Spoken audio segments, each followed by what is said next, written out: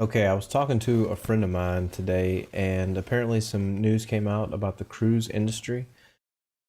And since I live in Florida, he gave me a call and we discussed it. So I've done some research, and I just wanted to kind of take an opportunity to make a video about it and deep dive in. So let's jump right in. So the first thing I want to do is look at a couple of news articles that came out. This is on Cruise Critic's website. And so I'm going to jump in here and take a look at this. So this came out actually about 12 hours ago. This is a kind of late evening quick video.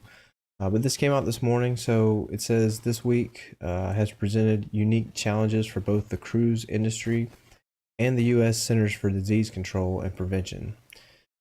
The agency has come under fire from industry and government officials in recent weeks over its framework for conditional sailing orders that has kept most U.S.-based cruises from operating over the last year. With its mandate to ensure safety of Americans, the CDC so far has been unswayed by industry pleas.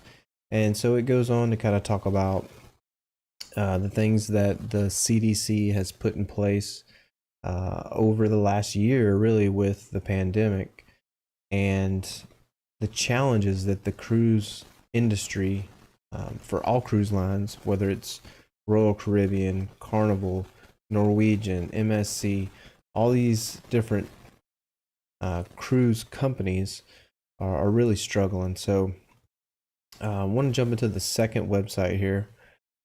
And so this is the information that came out earlier this morning. And, this is really specific to Florida, not just because we've got, so many ports in the state of Florida, but because there was specific legislation rolled out by our local government to, push back on some of the things that are preventing the cruise industry from moving forward. All right, so the title of the article is New Scott-Rubio Bill Seeks to Override CDC's Cruise Regulations Allowing Sailings Soon.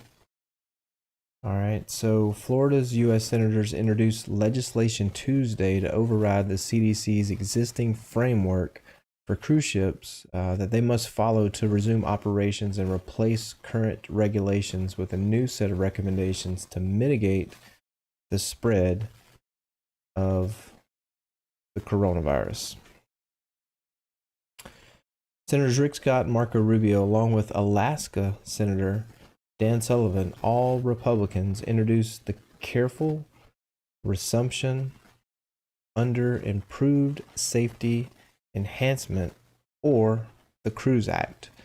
The latest way Florida politicians are criticizing the CDC for the agency's rules that the cruise lines must follow before they can resume operations. And it's got some quotes in here. It says from Rick Scott, I think the CDC has not done their job. I think that they have not been responsive. They've not been transparent, and you can figure out why.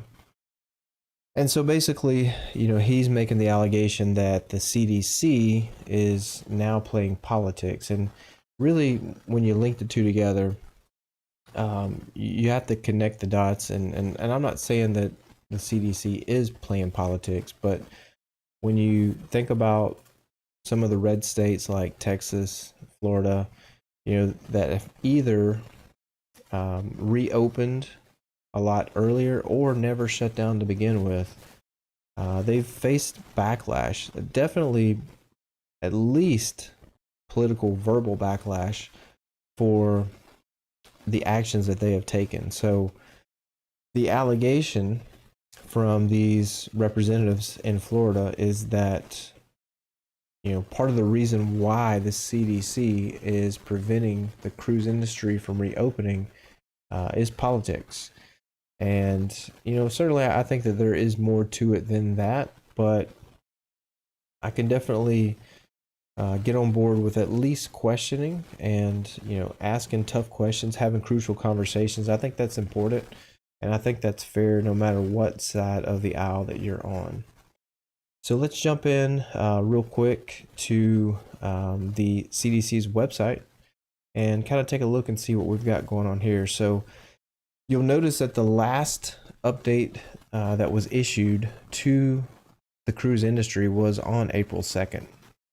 Prior to that was back in October of 2020. I can remember last year in 2020, the proverbial can being kicked down the road of different cruise companies with their sailings, and initially there was a lot of optimism, I'll say, that in October cruises would kick off again, and certainly 2020 didn't shape up to allow that, but then those extensions went to January of 21, then they went to the end of March, then they went to July, and now the latest that I've been hearing is that we're going to be looking at late September, maybe early October or November before cruises get back to going. And this is a big impact for a lot of these ports, not just here in the States where a lot of these itineraries originate from, but also places that they go to.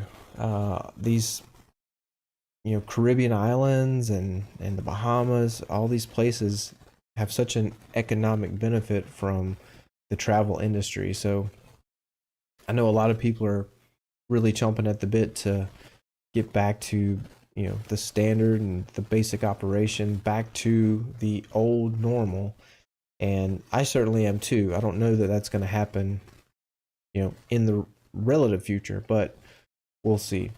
So essentially, here in April 2nd of this month, so about 3 weeks ago, the CDC released a new phrase of framework for conditional sailing order. And this is for cruise ship operating or seeking to operate in the U.S. waters.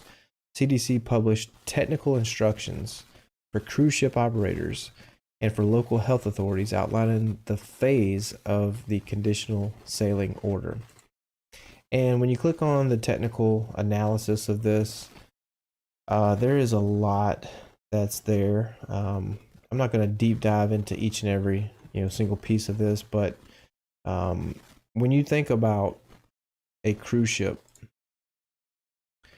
and you think about a cruise line, there are a lot of dynamics that are involved that often get overlooked. Each one of these cruise lines has their own operating policies. You've got port, local municipalities, and state laws. You've got all the new and incoming laws from the stimulus bills that have been passed both in 2021 and previously in 2020, that a lot of these things are starting to bubble to the surface, and people are now just really getting a grasp and a hold of what they have to do to comply with those laws. You've still got federal laws that existed prior. You've got the Centers for Disease Control's guidelines. You've got the World Health Organization with their own guidelines. And on top of that, you've still got maritime law that these captains and the officers of these ships must follow. So there's a lot of moving pieces. And, this is a pretty dynamic operation to get these, floating hotels back at sea. Certainly from a cruise line perspective, they're taking actions to ensure that they're, able to operate in a safe environment. But just look at basic industries from restaurants to retail establishments, car dealerships. Think about real estate transactions and changes that have had to be made to make us as safe as possible, because life goes on. And the difference is with these cruise ships, you're pretty much contained. You're stuck. And a lot of talk has been that the passengers and certainly the crew member that are on these ships will in the beginning at least be mandated that they have the vaccination. And I think over time those regulations will open up as the sailings and itineraries continue. But that's just another layer to the overall package of getting these cruise ships back up and going. So, um, you know, for me, I think it's going to be a while. I definitely, was optimistic that, by April, that we would have been back up and running. Thinking back late last year during the holiday season, even coming into the new year, I really felt like, by April we would be in a better spot. And the reality is we are still kind of in that clunky transitional period where we're trying to figure out, what does safe and good practices look like for the cruise industry. So, my advice to you um, would be to, voice your opinion. Contact your lawmakers and put pressure on them if that's something you believe in. One thing I would tell you for sure though is stock prices still have not reached their pre-pandemic levels.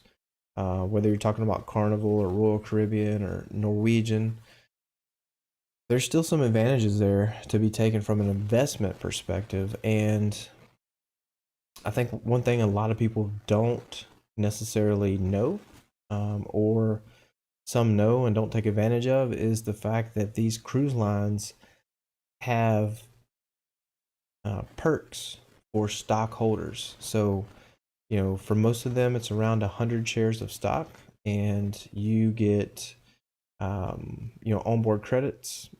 For shorter sailings, it's usually $50, and for 7 days or longer, it goes up from 100, and some even have $200 and $300 onboard credits. So, these are pretty lucrative benefits to being a stockholder. And, 100 shares of any of these stocks right now are still, definitely under $3,000. And that money's secure. That money is there. It's not going to, in the long term, go down. It may fluctuate a few dollars here and there during the current time, but if you pick up Carnival at 25, 26, $27, or if you pick up Norwegian 27, 28, under $30, you're not going to lose any money. In fact, you're going to gain value once these stocks return back to their $40, $45 levels that they were. And certainly it will take some time because these companies have got to become profitable again. But they will get there. And depending upon how many sailings you do per year, these things could end up paying for themselves in the long run. So I think it's pretty cool, and definitely, something that we still have the window open to take advantage of.